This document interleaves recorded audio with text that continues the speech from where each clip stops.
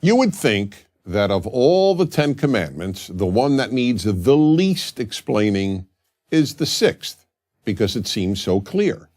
It is the one that the King James Bible, the most widely used English translation of the Bible, translates as, "Thou shalt not kill." Yet the truth is quite the opposite. This is probably the least well understood of the 10 Commandments. The reason is that the Hebrew original does not say, "do not kill," it says, "do not murder." Both Hebrew and English have two words for taking a life. One is kill, harag in Hebrew, and the other is murder, ratzach in Hebrew. The difference between the two is enormous. Kill means, one, taking any life, whether of a human being or an animal. Two, taking a human life, deliberately or by accident. Three, taking a human life, legally or illegally, morally or immorally. On the other hand, murder can only mean one thing, the illegal or immoral taking of a human life. That's why we say, "I killed a mosquito," not "I murdered a mosquito." And that's why we would say the worker was accidentally killed, not the worker was accidentally murdered.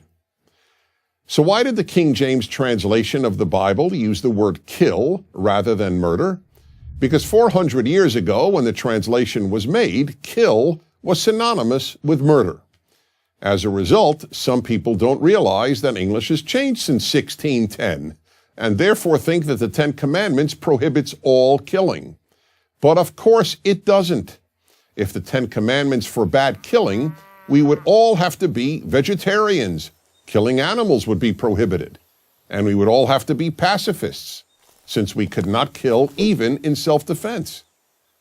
However, you don't have to know how the English language has evolved in order to understand that the 10 Commandments could not have prohibited all killing. The very same part of the Bible that contains the 10 Commandments, the 5 books of Moses, the Torah as it is known by Jews, commands the death penalty for murder, allows killing in war, prescribes animal sacrifice, and allows eating meat. A correct understanding of the commandment against murder is crucial, because while virtually every modern translation correctly translates the commandment as "do not murder," many people cite the King James translation to justify two positions that have no biblical basis: opposition to capital punishment and pacifism. Regarding capital punishment and the Bible, the only law that appears in each one of the 5 books of Moses is that murderers be put to death.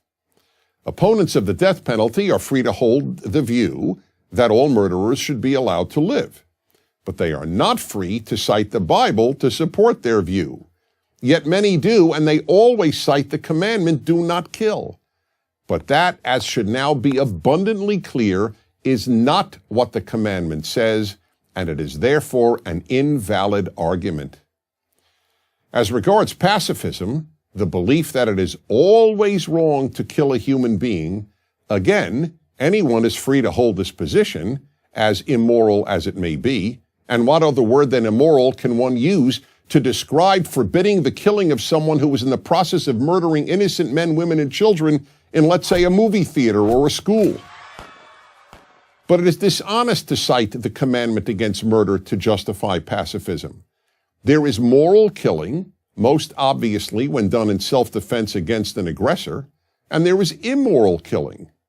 And the word for that is murder. The 10 Commandments are portrayed on 2 tablets. The 5 Commandments on the second tablet all concern our treatment of fellow human beings. The first one on that list is "do not murder." Why?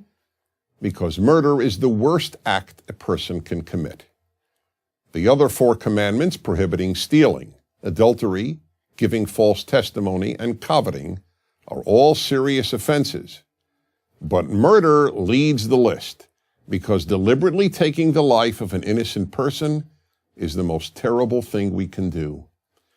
The next time you hear someone cite "do not kill," when quoting the sixth commandment, gently but firmly explain that it actually says, do not murder.